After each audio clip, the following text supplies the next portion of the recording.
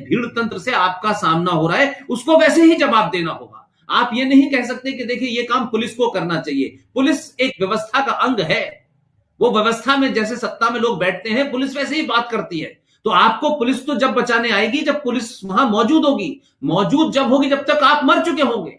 तो इससे पहले कि आपको अपनी जान बचानी है, उस आदर्श की मानसिकता से बाहर निकलिए, उस आदर्श को रखिए, लेकिन वो आदर्श समाज बनाने के बाद उस आदर्श को लागू कीजिए। लिहाजा ये 6 दिसंबर की घटना हजारों लाखों हिंदू सनातनियों की एक गुस्से का फूटना था, और वो ये समझ चुके थे कि ये देश भले ही भारत जिसे हम कहते हैं हमारा है, हम अपने प्रधानमंत्री पे हमारा यकीन था, कोर्ट पे हमारा यकीन था, व्यवस्था पे हमारा यकीन था, लेकिन उस व्यवस्था ने हमारे संस्कारों को, हमारे आदर्शों को, हमारी भावनाओं को, हमारी आस्थाओं को, हमारी संवेदनाओं को, हमारी संस्कृति को कभी भी उस तरीके से वो सम्मान नहीं दिया।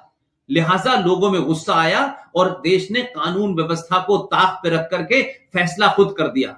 नीरज भाई, मैं अपनी बातचीत में बार बार यह कहता हूं कि इस देश की सत्ताओं को, व्यवस्थाओं को, जुडिशरी को, अगर उनको यह लगता है कि भारत हिंदू सनातनी बहुल देश है, अहिंसक देश है, तो इस सनातनी हिंदू की अहिंसा को बनाए रखने की जिम्मेदारी इस देश की माइनॉरिटी, इस देश के सारे इंस्टीट्यूशंस की है।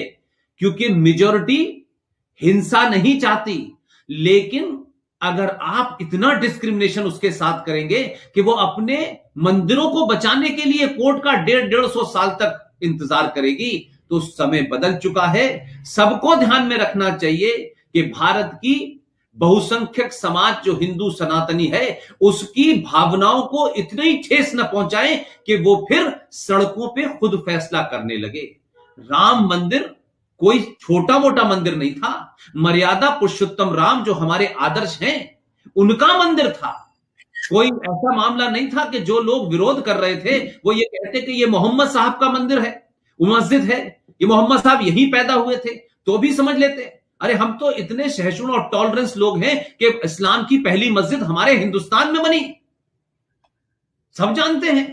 लिहाजा हमको कोई दुनिया के लोग टॉलरेंस का पाठ न पढ़ाए, हमें सहिष्णुता का पाठ न पढ़ाए, हमारे तहम्मुल, हमारे पेशेंस का कोई इम्तिहान न ले।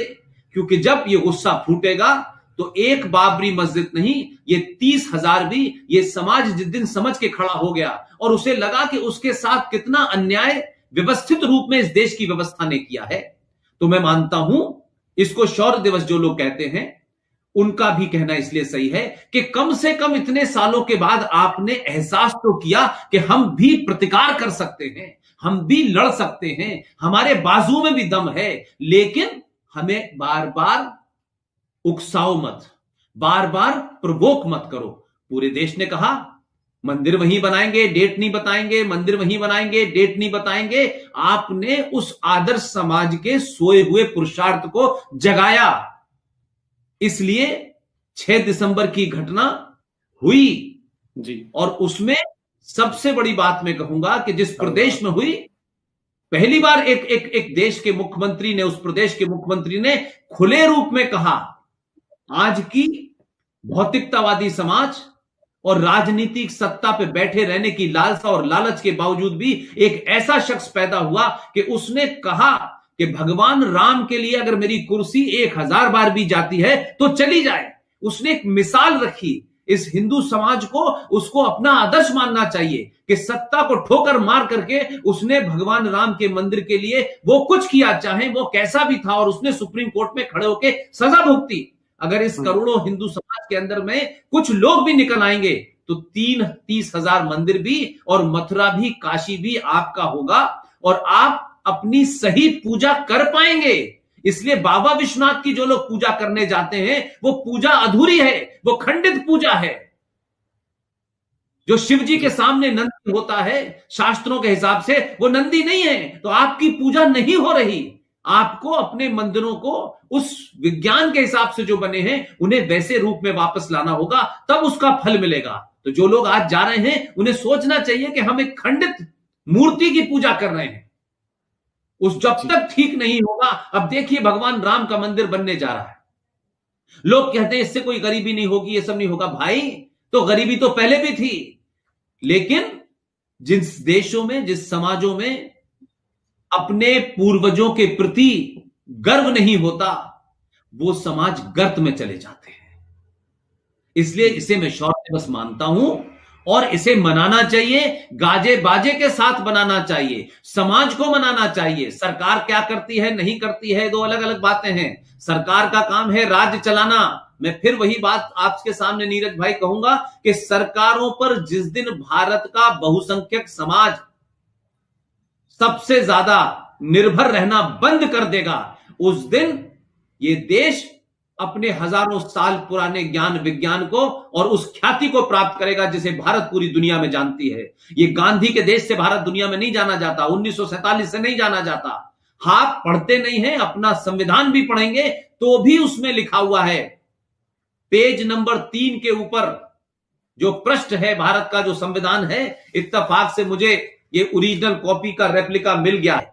इसके अंदर आप जाएंगे, पृष्ठ नंबर पेज नंबर 3 के ऊपर नंदी बना हुआ है।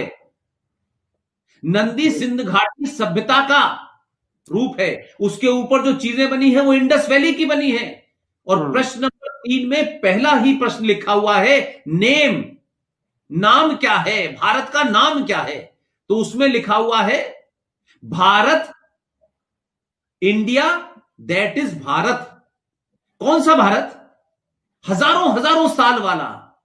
इसलिए इस संविधान के अंदर भगवान राम की भी तस्वीर है, इसमें हनुमान जी की भी तस्वीर है, इसमें सीता जी की भी तस्वीर है, इसमें कृष्ण जी की भी तस्वीर है, इसमें छत्रपति शिवाजी महाराज की भी तस्वीर है, इसमें सुभाष चंद्र बोस की तस्वीर है, इसमें महावीर की तस्वीर है, इसमें गुरुकुल की तस्वीर है। सब कुछ है। हिंदू सनातनी जाग जाए और भारत के इस संविधान के बारे में सबके सामने कहे कि हमें वो संविधान की कॉपी दी जाए, वो बताई जाए जो बार बार हमसे कहा जाता है कि भाई ये संविधान की कॉपी जो है, ये संविधान तो अंबेडकर जी ने लिखा था। अगर अंबेडकर जी ने लिखा था तो इस संविधान का पहला पेज देखिए, ये ओरिजिनल कॉपी का रेप्लिका है जो आपको मिलेगा नहीं कहीं। मुझे किसी ने प्रेजेंट किया है, इसलिए मैं बार बार लोगों से कहता हूं, ये देखिए जो मैं बात कह रहा हूं, ये प्रश्न संख्या 3 है, नंदी बना हुआ है इसके ऊपर। इसमें पहले ही उसमें लिखा हुआ है name India, that is Bharat. और आप देखें कि इसमें एक एक चीज साफ साफ लिखी हुई है। ये देखिए, ये देखिए, आज भारत के संविधान से इन तस्वीरों को गायब कर दिया गया है ताकि आप अपने इतिहास को न जान पाए। इसलिए ये जो दिवस है, इसके बहाने आपको याद करना चाहिए। अभी 26 नवंबर 1949 को संविधान दिवस मनाया जाता है। यह भी पहले भी था, यह भारत के प्रेमबिल में लिखा हुई है डेट, लेकिन किसी ने नहीं देखा। लेकिन इस सब सरकार ने जब संविधान दिवस मनाना शुरू किया तो लोगों में एक कौतूहल पैदा हुआ कि हमारा संविधान है क्या, कैसा है, कैसा था, क्या नहीं था। क्योंकि आज भी बहुत सारे फ्रॉड जो हैदराबाद से चल के भारत की पार्लियामेंट में आते हैं, कहते हैं बाबा साहब अंबेडकर के संविधान में सेकुलरिज्म लिखा हुआ है। बाबा साहब अंबेडकर के संविधान में सेकुलरिज्म नहीं लिखा हुआ था। यह झूठ, यह फरेब इसलिए चल रहा है क्योंकि हमारे समाज ने ऐसे लोगों को काउंटर नहीं किया। ये सन 1976 की रात में जब देश के तमाम नेता जेलों में थे, तब श्रीमती इंदिरा गांधी ने बिना बहस बिना डिबेट के भारत के संविधान में डाला।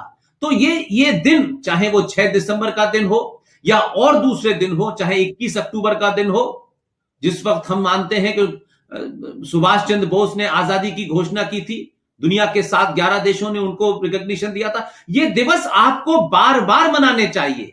इसलिए हमारे यहां 2 अक्टूबर का दिन बहुत इंपॉर्टेंट माना जाता है। लेकिन 2 अक्टूबर को लाल बहादुर शास्त्री में पैदा हुए थे, कुछ उनका भी पुरुषार्थ बताया जाना चाहिए कि 5 फीट के आदमी ने घर में घुस के लाहौर के अंदर हाजी पीर तक फौजें भेज दी थी और कहा था जब तक कश्मीर पे समझौता खाली नहीं होगा, हम लाहौर खाली नहीं करेंगे। यह बात अलग है कि आपकी अंदरूनी राजनीति इन्होंने मरवा दिया। आपके पुरुषार्थी बहुत सारे लोग थे और आप उनके इतिहास को न पढ़े, इसलिए इतिहासों से निकाल दिया गया, संविधान से हटा दिया गया।